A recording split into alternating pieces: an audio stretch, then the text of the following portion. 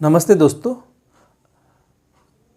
Civil services प्रधान परीक्षा यानी कि मुख्य परीक्षा के पिछले जो वीडियो हमने शुरू किए उसमें सबसे पहले हम परीक्षा की मांग के बारे में डिस्कशन किया है। उसके बाद हमने सामान्य अध्ययन पेपर फर्स्ट जो है उसका अभी प्रश्न पत्रिका का जो विश्लेषण है वो चल रहा है। अभी हमारा जो भारतीय संस्कृति और विरासत इस पार्ट पे हमारा विश्लेषण चल रहा है। उसको हमने 3 भागों में बांटा है। पार्ट ए में प्राचीन संस्कृति, कला, साहित्य और वास्तुकला के बारे में जो इस पर जो आए हुए प्रश्न है विगत वर्षों में उन पर डिस्कशन हुआ है। पार्ट बी यानी भाग दूसरा जो है उसमें आधुनिक भारत का इतिहास जो है उसके व्यक्तित्व, घटनाएं और कुछ इवेंट्स जो है उनके बारे में हमारा डिस्कशन हुआ है। और अभी जो तीसरा पार्ट बनने जा रहा है यानी कि पार्ट सी, इसमें हम स्वतंत्रता संग्राम और स्वतंत्रता के बाद देश में जो पुनर्गठन है इस पर जो आए हुए प्रश्न हैं उसके ऊपर हम डिस्कशन करने जा रहे हैं। अगर आपको पार्ट ए और पार्ट बी के बारे में भी जानना है या फिर वो वीडियो देखना तो आप डिस्क्रिप्शन बॉक्स में उसकी लिंक देख सकते हैं या फिर तेजस्विनी फाउंडेशन की यूट्यूब चैनल पे आपको वीडियो मिल जाएंगे। और इसके आगे हम ये पार्ट सी जो है इससे हमारा जो इतिहास का जो पोर्शन है पेपर फर्स्ट वाला जीएस का वो पूरा हो जाएगा। उसके बाद नेक्स्ट हम भूगोल को लेंगे यानी कि ज्योग्राफी पे जो 2014 से 2019 तक के जो प्रश्न हैं उनके बारे में हमारा अगला वीडियो रहेगा। तो अगर आपको अगला वीडियो भी चाहिए तो आप ज़रूर चैनल को सब्सक्राइब करिए। और हम आपको अगर कोई इस दौरान कोई प्रश्न या फिर डाउट होता है तो ज़रूर आप पूछ सकते हैं। तो चलो शुरू करते हैं सामान्य अध्ययन पेपर फर्स्ट पार्ट सी। सामान्य अध्ययन पार्ट सी यानी कि भारतीय विरासत और संस्कृति, विश्व का इतिहास एवं भूगोल और समाज।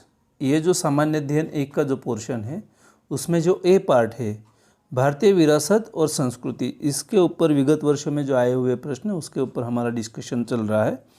अगला जो वीडियो आएगा, मैंने अभी जो बात की थी भूगोल, तो भूगोल से पहले हम बी पार्ट जो है विश्व का इतिहास इस पर हम डिस्कशन करेंगे। उसके बाद भूगोल, फिर समाज। तो ये जो भारतीय विरासत और संस्कृति, इसमें जो भाग 1 है इसमें भारतीय संस्कृति में प्राचीन काल से आधुनिक काल तक के कला के रूप, साहित्य और वास्तुकला के मुख्य पहलू शामिल होंगे।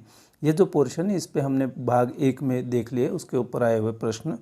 जो दूसरा है 18वीं सदी से लगभग मध्य से लेकर वर्तमान समय तक का आधुनिक भारतीय इतिहास, महत्वपूर्ण घटनाएं, व्यक्तित्व और विषय, इस पर हमने भाग 2 में यानी कि पार्ट बी जो है जीएस हिस्ट्री पार्ट बी, इसमें हमने इस पर आए हुए प्रश्नों के ऊपर चर्चा की है। और आज हमारा जो पार्ट सी है यानी कि भाग 3, इस पर स्वतंत्र संग्राम, इसके विभिन्न चरण और देश के विभिन्न भागों में इसमें अपना योगदान देने वाले महत्वपूर्ण व्यक्ति, उनका योगदान, ये एक पार्ट है। दूसरा स्वतंत्रता के पश्चात देश के अंदर एकीकरण और पुनर्गठन, ये दूसरा भाग है। इन दोनों पर आज हम जो 2014 से 19 तक जो प्रश्न आए हुए इन पर हम डिस्कशन करने वाले हैं। तो सबसे पहले हम देखते हैं स्वतंत्रता संग्राम, इसके विभिन्न चरण और देश के विभिन्न भागों से इसमें अपना योगदान देने वाले महत्वपूर्ण व्यक्ति, उनका योगदान। तो पहले पाठ्यक्रम को हम समझ लेते हैं, सिलेबस को। स्वतंत्रता संग्राम, इसके विभिन्न चरण और देश के विभिन्न भागों से इसमें अपना योगदान देने वाले महत्वपूर्ण व्यक्ति, उनका योगदान। यानी कि हमारा जो भारत का स्वतंत्रता संग्राम है 1857 से लेके 1947 तक, इस पीरियड में हमें जो विभिन्न चरण है, इसके विभिन्न चरण और देश के विभिन्न भागों में जो ये घटनाएं हुई है उससे संबंधित अपना जो स्वतंत्रता संग्राम में योगदान देने वाले महत्वपूर्ण व्यक्ति है, उनका योगदान, इनके बारे में हमें देखना है। तो आगे जैसे हम प्रश्न पत्र को देखेंगे तो हमें समझ में आ जाएगा कि इसमें हमें कौन सी चीज़ें देखनी है।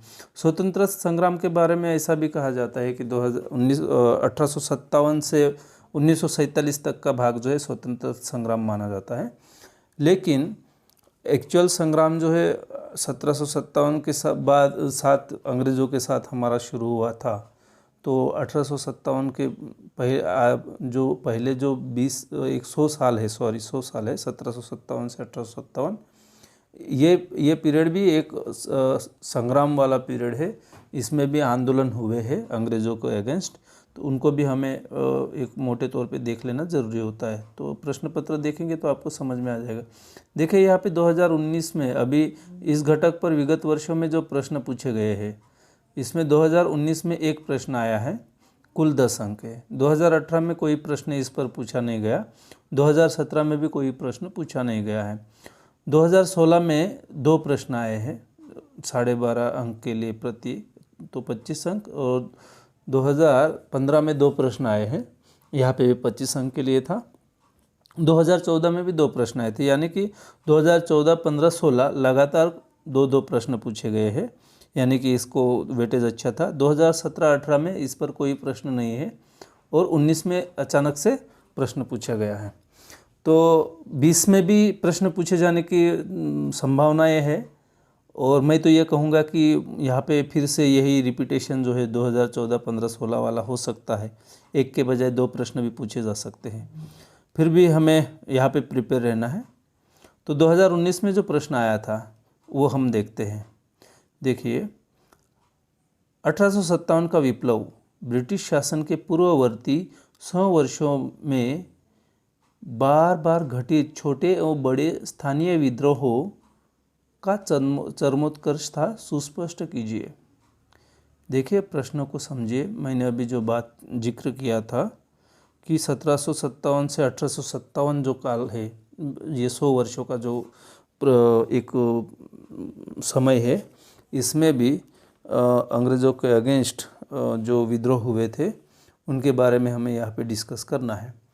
1857 का जो विप्लव था, यानी कि अपराइजिंग था, ब्रिटिश के ब्रिटिश शासन के पूर्ववर्ती 100 वर्षों में बार बार घटित होने वाले जो छोटे और बड़े स्थानीय विद्रोह का चरमोत्कर्ष, यानी कि 1857 का जो उठा हुआ था, विप्लव हुआ था, उससे पहले जो छोटे छोटे विप्लव हुए थे, विद्रोह हुए थे, वो उनके बाद ये 1857 चरमोत्कर्ष था। यानी कि उससे पहले जो विप्लव हुए थे उनके बारे में हम थोड़ी यहाँ पे जानकारी देके फिर इस जो प्रश्न जो सुस्पष्ट कीजिए करके बोला जो है, तो उसको हमें 1857 के विप्लव के साथ में जोड़ना है। तो हम सबसे पहले इसमें हमें ये देखना पड़ेगा कि जो 1857 है, उससे पहले जो 100 साल है 1757 से शुरू होने वाले, यानी कि 1757 से 1857 तक के बीच में जो भी विद्रोह हुए हैं उनके बारे में हमें थोड़ा सा समरी लिखना पड़ेगा।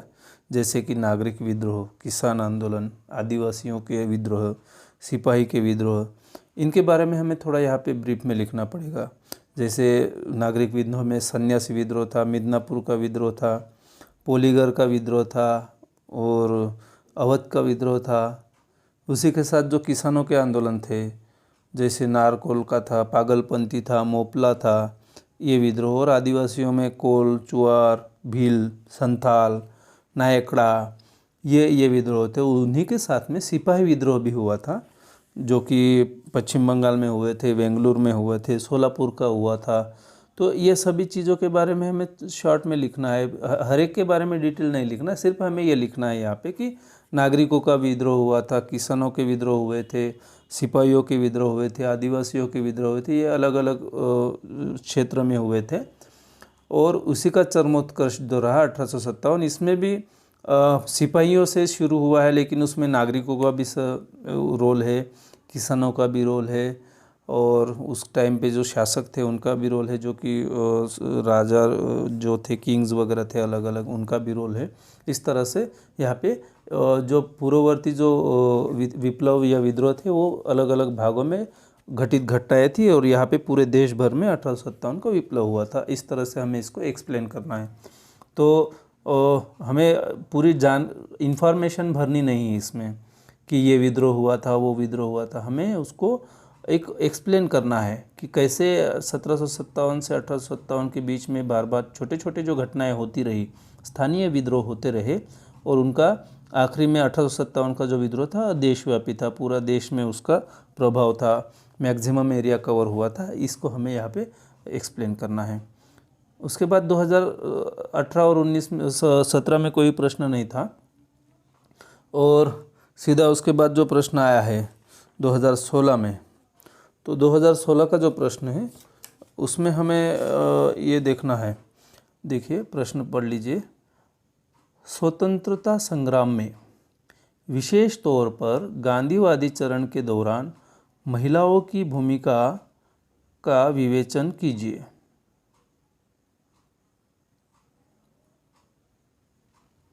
एक मिनट।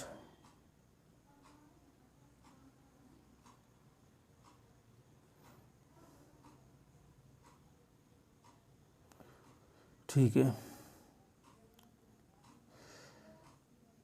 स्वतंत्रता संग्राम में विशेष तौर पर गांधीवादी चरण के दौरान महिलाओं की भूमिका का विवेचन कीजिए। प्रश्न है, जैसे कि हम पाठ्यक्रम देखते हैं, ये देखिए सिलेबस। स्वतंत्रता संग्राम, इसके विभिन्न चरण और देश के विभिन्न भागों से इसमें अपना योगदान देने वाले महत्वपूर्ण व्यक्ति, उनका योगदान। तो हमें जो देने वाले महत्वपूर्ण व्यक्ति है, इसमें हमें महिलाओं का रोल हमें यहाँ पे देखना है। ठीक है। तो स्वतंत्रता संग्राम में प्रश्न को समझ लेते हैं पहले। स्वतंत्रता संग्राम में आप देखिए, आपको प्रश्न जैसे ही आप नज़र मारते हो प्रश्न पे, आप तुरंत लिखना या सोचना शुरू कर देते हैं और आपको जो दिमाग में आता है वो आप लिखना शुरू कर देते हैं। लेकिन हमें प्रश्न को अच्छी तरह से समझने की आदत डालनी पड़ेगी। स्वतंत्रता संग्राम में विशेष तौर पर देखिए, जब स्वतंत्रता संग्राम शब्द को हम पढ़ते हैं तो सीधे चले जाते हैं 1857 1757 से शुरू होने वाले। विशेष तौर पर गांधीवादी चरण के दौरान महिलाओं की भूमिका का विवेचन कीजिए। जो स्टूडेंट इस प्रश्न को समझ नहीं पाएगा वो सीधा लिखना शुरू कर देगा कि 1857 के जो विप्लव था उसमें जीनत महल और रानी लक्ष्मीबाई और बाकी जो महिलाएं हैं उनका रोल से शुरू कर देंगे वो अपने स्वतंत्रता संग्राम के बारे में, और बाद में जो भी महिलाओं का योगदान है उनके बारे में बात करेंगे। लेकिन यहाँ पे प्रश्न उनके बारे में पूछा नहीं गया, इसलिए हमें यहाँ पे रानी लक्ष्मीबाई या फिर जीनत महल और बाकी जो स्वतंत्र संग्राम में भाग लेने वाली महिलाएं हैं उनके बारे में हमें यहाँ पे लिखना नहीं है। तो कुछ लोग क्या सोचेंगे कि चलो भाई हम बाद का जो पीरियड है उसके लिखना शुरू करते हैं, तो एनी बेजेंट से शुरू कर सकते हो, एनी बेजेंट के बारे में लिखना शुरू कर देंगे, तो वो भी गलत हो जाएगा। देखिए आपको प्रश्न विशेष तौर पर गांधीवादी चरण के दौरान ऐसा प्रश्न शब्द है, तो हमें गांधीवादी चरण जो शुरू होता है 1917 से भारत में चंपारण और जो खेड़ा और अहमदाबाद का जो सत्याग्रह शुरू हुआ था वहाँ से जो हमारे स्वतंत्र संग्राम में जो महिलाओं ने भूमिकाएं बजाई उनका विवेचन हमें करना है। तो हमें इसीलिए पहले समझ लेना है कि एनी बेजेंट तक भी हमें लिखना नहीं है, उसके बाद का जो पीरियड है उसके बारे में लिखना है। तो इस पीरियड में जो महिलाएं थी गांधीवादी चरण के दौरान, तो दूसरा भाग हमें यह भी देखना है कि गांधीवादी चरण यानी कि गांधीवादी विचारधारा से संबंधित जो महिलाएं हैं उनके बारे में हमें लिखना है, ना कि वो जो हमारे यहाँ पे क्रांतिकारी मूवमेंट्स हुई थी उनके साथ जुड़े हुए जो महिलाएं हैं उनके बारे में हम एक आध लाइन आखिरी में लिखे तो चले, लेकिन फोकस उस पर नहीं हमें करना है। जो गांधीवादी चरण और गांधीवादी जो आंदोलन हुए हैं, जैसे कि असहयोग आंदोलन हो, उसके बाद जो आंदोलन हुए सविनय कायदे भंग चळवळ है, इनके बारे में हमें लिखना है। तो हमें समझ लेना है कि प्रश्न में हमें वो चीज़ें लिखनी। तो सरोजिनी नायडू है, उसके बाद में कस्तूरबा गांधी है, विजयलक्ष्मी पंडित है, सुचेता कृपलानी है, कमला नेहरू है, ये जो महिलाएं हैं और उनके साथ और जो महिलाएं हैं इनके बारे में हमें यहाँ पे लिखना है कि इनकी भूमिका क्या थी, कैसे काम कर रहे थे, और ये चीज़ें हमें लिखनी है। ठीक है। 2016 में जो दूसरा प्रश्न आया था, स्वतंत्रता के संघर्ष में सुभाष चंद्र बोस एवं महात्मा गांधी के मध्य दृष्टिकोण की भिन्नताओं पर प्रकाश डालिए। देखो, स्वतंत्रता के संघर्ष में सुभाष चंद्र बोस और महात्मा गांधी के मध्य दृष्टिकोण की भिन्नताओं पर प्रकाश डालिए। यहाँ पे हमें दोनों के जो स्वतंत्रता के बारे में जो भिन्न भिन्न दृष्टिकोण हैं उनके बारे में हमें यहाँ पे लिखना है। हमें प्रश्न को पहले समझ लेना पड़ेगा कि दोनों को तो स्वतंत्रता चाहिए थी, दोनों ही स्वतंत्रता के लिए थे, देश के लिए उनकी लड़ाई थी। तो उनके जो दृष्टिकोण हैं, उनके जो भिन्नताएं हैं, उनके बारे में हमें लिखना है यहाँ पे। तो सबसे पहले हमें उनकी जो आइडियोलॉजीज़ है, उनकी सोच है, उसके बारे में बात करनी पड़ेगी। जैसे कि गांधी जी तो संयमी नेता थे और सुभाष चंद्र बोस जो थे उग्र राष्ट्रवादी थे। तिलक, अरविंदो ऐसे जो उनके आदर्श थे, उनके विचारों पे चलते थे। और गांधी शांति के रास्ते स्वतंत्रता की मांग करते थे, डोमिनियन स्टेटस की मांग करते थे। और सुभाष चंद्र बोस को पूर्ण और जल्द स्वतंत्रता की ज़रूरत थी। उनका कहना था कि जितने जल्दी हो सके उतना स्वतंत्रता हम जल्दी प्राप्त कर लें। बाद में गांधी अहिंसा का रास्ता चुन के थे और सुभाष चंद्र बोस जो है हिंसा के प्रति सपोर्टिव थे। वो उन्होंने तो सेना भी बना ली थी, तो उनका रवैया अलग था। उसके बाद में जब गांधी जी ने अपना जो पक्ष रखे थे गोलमेज परिषद में, उनको उसके ऊपर भी सुभाष चंद्र बोस ने एक टीकाएँ की है। उसमें भी उन्होंने उनको जो जिस तरह से गांधी ने वहाँ पे बातें रखी थी देश के बारे में, देश की स्वतंत्रता के बारे में गोलमेज परिषद में, उस पर उन्होंने नाराज़गी जाहिर की। और जो हरिपुरा अधिवेशन हुआ था जहाँ पे कांग्रेस में सुभाष चंद्र बोस का सपोर्ट बढ़ रहा था और उनको अध्यक्ष चुना गया था, वहाँ पे गांधी जी नाराज़ हुए थे। तो ये चीज़ें थोड़ी सी उनके यहाँ पे हमें उनकी दृष्टिकोण के बारे में बात करनी है। और जो गांधी जी का कहना था कि हमारा देश ग्रामीण जो है और अपनी जो नैसर्गिक और प्राचीन संस्कृति के साथ, परंपराओं के साथ और स्वयं पूर्ण गांव बनाने के लिए कोशिश की जाए। और सुभाष चंद्र बोस मॉडर्नाइजेशन पे भरोसा करते थे इस तरह से। और उन्होंने जो भारत के स्वतंत्रता के लिए सशस्त्र संग्राम जो शुरू किया था आज़ाद हिंद फौज के साथ में, और सेकंड वर्ल्ड वार में जो ब्रिटेन कमज़ोर पड़ा था वहाँ पे गांधी जी ब्रिटेन को सपोर्ट करने की कोशिश कर रहे थे कि चलो भाई इसको बचाए। और उसी तरह से देश भर में उनके सपोर्ट में काम हुआ। और सुभाष चंद्र बोस जो ब्रिटेन कमज़ोर पड़ रहा है ऐसे ही समय पे वार करने के लिए ब्रिटेन के जो अपोजिट में थे, अपोजिशन में जो कंट्रीज़ थी, जापान, जर्मनी, इनका सपोर्ट लेके भारत पे यानी कि ब्रिटिश भारत पर हमला करने की उनकी कोशिश थी। तो ये चीज़ें हमें यहाँ पे लिखना है। हम सब पढ़ लेते हैं लेकिन समझ में नहीं आता कि हमें क्या लिखना है, इसीलिए प्रश्न जो है उसको समझने की कोशिश करें। और आपने ऑलरेडी ये सब चीज़ें आपको पता है या फिर आपकी नज़र के सामने से गई है, तो इनको थोड़ा सा सोचने की कोशिश करें, 1-2 पॉइंट्स बनाने की कोशिश करें। जब प्रैक्टिस करेंगे तो अपने आप में, और ये 12.5 अंक के लिए है तो हमें 150 शब्दों में लिखना है। तो वैसे ही हर एक के 5-5 पॉइंट अगर हम लिखना शुरू करते हैं तो उसमें ही 150 शब्द हो जाते हैं। 2015 का जो प्रश्न है देखो, महात्मा गांधी के बिना भारत की स्वतंत्रता की उपलब्धि कितना भिन्न होती, चर्चा कीजिए।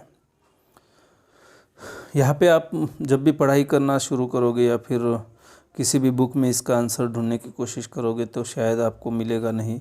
हमने जहाँ तक इतिहास की पढ़ाई की है वहाँ पे भी हमें इस तरह से कहीं पे भी डिस्कशन नहीं दिखा। लेकिन भारत की स्वतंत्रता में महात्मा गांधी की जो उपलब्धि है और गांधी के साथ में जो स्वतंत्रता मिली उसके अगेंस्ट जो घटनाएं होने वाली थी वो हमें यहाँ पे लिखनी है। गांधी ना होते तो सबसे पहले कि अहिंसा के मार्ग से हमारे देश को स्वतंत्रता नहीं मिलता।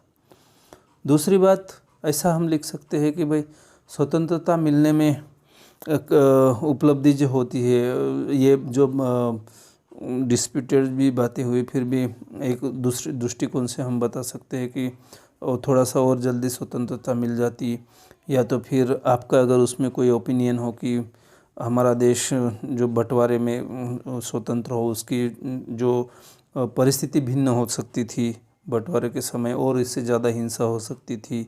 जैसे कि गांधी जी ने उस स्वतंत्रता के समय में तो इन्हीं चीज़ों को संभालने में अपना वक्त बिताया था कि बंटवारा हुआ है उसमें हिंसा ना हो। तो ये जो चीज़ें हैं, और बाकी जिस तरह से हमारे देश में स्वतंत्रता के समय जो घटनाएं हुई उनमें थोड़ा सा चेंज होता, तो ये चीज़ें हमें यहाँ पे लिखनी है। और आप जब हिस्ट्री पढ़ोगे तो जो आखिरी के 10 साल है 35 से लेके 47 तक 10-12 साल है, उस पीरियड में जो घटनाएं हुई उसमें थोड़ा सा चेंज हो सकता था। अगला प्रश्न है, अब सारी उपगमों और रणनीतियों के होने के बावजूद महात्मा गांधी और डॉक्टर बी आर अम्बेडकर का दलितों की बेहतरी का एक समान लक्ष्य था, स्पष्ट कीजिए। देखो, दोनों के रणनीतियों अलग अलग थी, अपसारी उपागमों और रणनीतियों, ठीक है। यानी कि दोनों के अप्रोचेस अलग अलग थे और उसी के साथ में स्ट्रैटेजीज भी अलग अलग थी।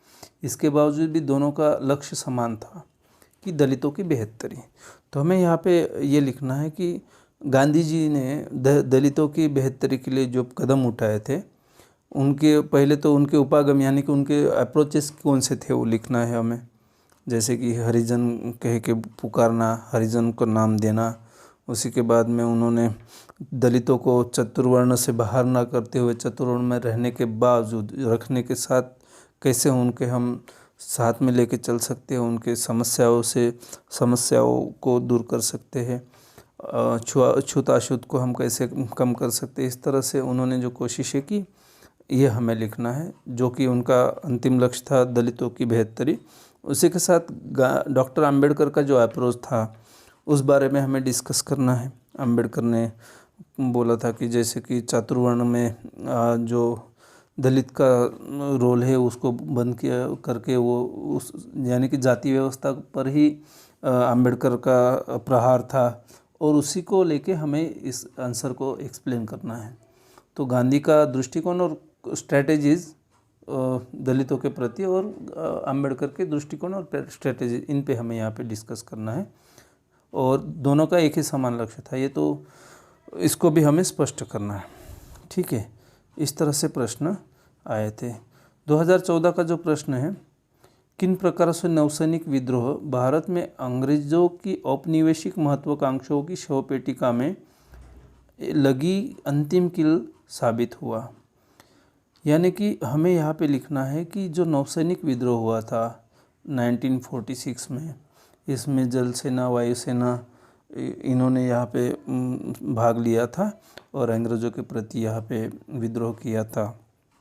उनकी जो समस्याएं थी वहाँ पे उसके आधार पे शुरू हुआ था। लेकिन ये देखो, जनता जब विद्रोह करती है तो वो एक तरह से उसको दबाने के लिए नौ सैनिक ही होते हैं कि उसको उस सरकार के तरफ से खड़े हो जाए।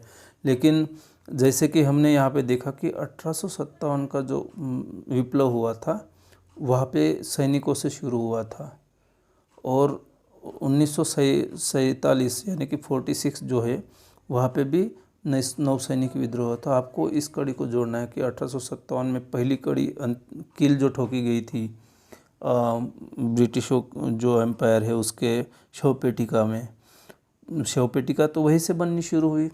तो वहाँ से पहली कील ठोक के आखिरी कील नौसैनिक विद्रोह में ठोकी गई। यानी कि बीच में जो भी घटनाएं हुई उसमें सबसे आखिरी प्रहार जो था उनकी अंग्रेज़ों की नीति पर, अंग्रेज़ों को सोचने में मजबूर कर दिया इस घटना की अभी वहाँ पे जो सैनिक है वही हमारे साथ नहीं है तो हम अभी ज़्यादा दिन तक वहाँ पे राज नहीं कर सकते।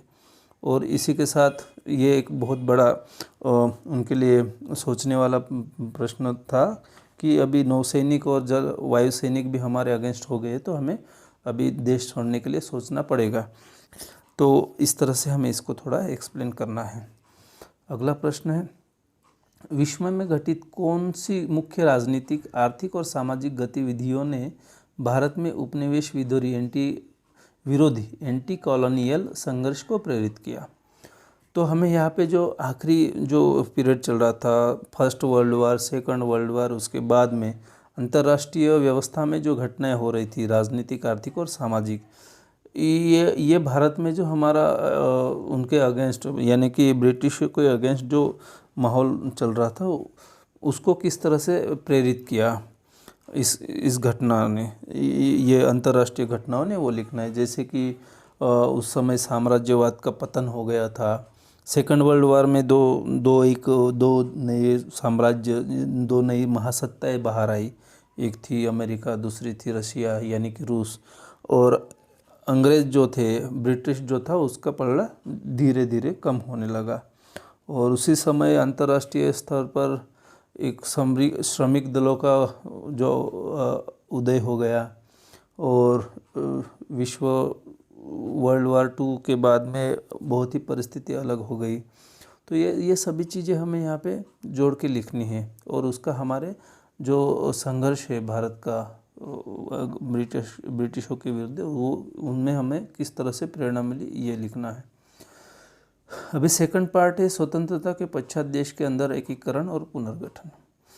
इसको हम 1947 से शुरू में तो 1964 यानी कि लाल बहादुर शास्त्री तक का, यानी कि नेहरू पीरियड तक लेते थे, लेकिन अभी 2004 तक के भी प्रश्न पूछे जाने लगे हैं और आगे मेरे ख्याल से करंट 2019-20 तक के भी प्रश्न इसमें आ सकते हैं। देश के अंदर जो एकीकरण या पुनर्गठन की घटनाएं हो रही है, नए नए राज्य बन रहे हैं या फिर सीमाएं अभी बदल रही, जैसे कि अभी जम्मू कश्मीर के बारे में जो हुआ है वो भी अभी पुनर्गठन का ही एक भाग है, तो और एकीकरण का ही भाग है। तो वहाँ से भी इस स्वतंत्र के पश्चात में उस पर भी प्रश्न आ सकता है एग्ज़ाम में, तो हमें उस तरह से भी सोचना है। तो अभी विगत वर्षों में जो प्रश्न पूछे गए थे 2019, 18 और 17 में कोई प्रश्न नहीं है, 16 में एक प्रश्न और 15 में एक प्रश्न। तो इस तरह से अभी तक प्रश्न आए हुए, तो आप इसका इम्पोर्टेंस समझ सकते हैं। 2 ही प्रश्न अभी तक आए हुए हैं, और 16 में और 15 में। तो जो 2016 में जो प्रश्न आया है, क्या भाषाई राज्यों के गठन ने भारतीय एकता के उद्देश्य को मजबूती प्रदान की है? यानी कि हमारा जो एक भाषाई राज्य का जो गठन हुआ उसके बारे में हमें यहाँ पे पहले लिखना है। उसके बाद में उसका उद्देश्य क्या था, भाषाई राज्यों का उद्देश्य जो गठन करना था उसका उद्देश्य क्या था, वो हमें लिखना है। उसके बाद में फिर ये जो भारतीय एकता बनाना जो उद्देश्य था, इस उद्देश्य को भाषाई राज्यों ने किस तरह से प्रभावित किया है, या फिर इसको मजबूती मिली या कमजोरी मिली, ये हमें यहाँ पे लिखना है। तो आप दोनों तरफ से लिख सकते हैं इसमें। फिर भी हमारा जो आखिरी कंक्लूजन होगा वो इसी को कि भारतीय एकता को मजबूती प्रदान हुई है इससे, क्योंकि वो भाषाई राज्यों के गठन के बाद में आज तक हमारे देश में कोई राज्य अपने देश को जो एकता अखंडता है उसके बाहर खुद को अलग रखने की कोशिश नहीं कर पा रहा, और सभी को यहाँ पे प्रतिनिधित्व मिल रहा है। 2015 का जो प्रश्न है, स्वतंत्र भारत के लिए संविधान का मसौदा केवल 3 साल में तैयार करने के ऐतिहासिक कार्य को पूर्ण करना संविधान सभा के लिए कठिन होता यदि उनके पास भारत सरकार अधिनियम 1945 से प्राप्त अनुभव नहीं होता। चर्चा कीजिए। देखो यहाँ पे प्रश्न में सीधा कहा गया है कि यदि स्वतंत्र भारत का जो संविधान का मसौदा हमने तैयार किया वो 3 साल में तैयार हो गया, और ये ऐतिहासिक कार्य जो है वो इसी लिए संभव हो पाया कि हमारे पास में भारत सरकार के अधिनियम 1935 जो है 1935 का जो अधिनियम है उसका अनुभव हमारे साथ में नहीं होता। तो हमें यहाँ पे लिखना है सबसे पहले कि भारतीय स्वतंत्र जो संविधान है मसौदा बना, उसमें भारत सरकार अधिनियम 1935 से हमने क्या क्या चीज़ें उठाई है जैसी की तैसी, जैसे एक संघ भारत, उसके बाद में कार्यपालिका हो, पार्लियामेंट्री सिस्टम है, और राज्यों का प्रतिनिधित्व है। ये जो चीज़ें हमने जो 1935 के अधिनियम में से उठाई उनको उनके बारे में लिखना, और उनका हमारे 1935 को जब वो इम्प्लीमेंट हुआ या फिर जब वो 1935 को जो कायदा बना, अधिनियम बना, उसी से ये बहुत सारी चीज़ें उठाने की वजह से हमारे संविधान का जो बेसिक इम्पोर्टेंट पार्ट है, पार्लियामेंट्री सिस्टम, डेमोक्रेसी, और हमारे प्रधानमंत्री साथ में उसी के साथ में संसद है और राज्यों का प्रतिनिधित्व, ये सभी चीज़ें जो है यहाँ पे हमें लिखना है कि भारत सरकार अधिनियम में से कौन सी चीज़ें हमें संविधान का मसौदा बनाने में हेल्पफुल रही। ये लिखने के बाद हमें ये कंक्लूड करना है। तो इस तरह से प्रश्न अभी तक आए हुए हैं। तो हम लोग यहाँ पे देख सकते हैं कि भारतीय इतिहास में जो प्रश्न पूछे गए हैं इन घटकों पर, इनमें लगभग सभी टॉपिक पे हमारी नज़र बनी रहनी चाहिए, एक अच्छी समझ बनी रहनी चाहिए, अंडरस्टैंडिंग अच्छी तरह से बनी रहनी चाहिए। और प्रश्न है फैक्चुअल नहीं आते, एक कंसेप्चुअल आते हैं। पूरी चीज़ समझने के बाद आप उसके बारे में लिख पाओगे। और हमें अगर हिस्ट्री का एक अच्छी तरह से सीक्वेंस और जो घटनाएं हैं और व्यक्तित्व के बारे में हम 100-100 200 शब्द में अगर नोट्स हमारे पास रेडी रहे तो ये हमें बहुत ही इजी रहेगा। वैसे वास्ट है सिलेबस, लेकिन अपने यहाँ पे एक इसमें कवर है पाठ्यक्रम में, तो हमें करना ज़रूरी है। तो इसको थोड़ा अच्छी तरह से कर लीजिए। और अगर आपको ये वीडियो अच्छा लगा हो तो ज़रूर शेयर करिए और अगला वीडियो का इंतज़ार करें। इसी से जुड़े हुए जो भाग 1 भाग 2 देखने हैं तो आप डिस्क्रिप्शन बॉक्स के लिंक से देख सकते हैं। और अगले वीडियो के लिए आप सब्सक्राइब करके बेल आइकन बटन दबाइए। धन्यवाद।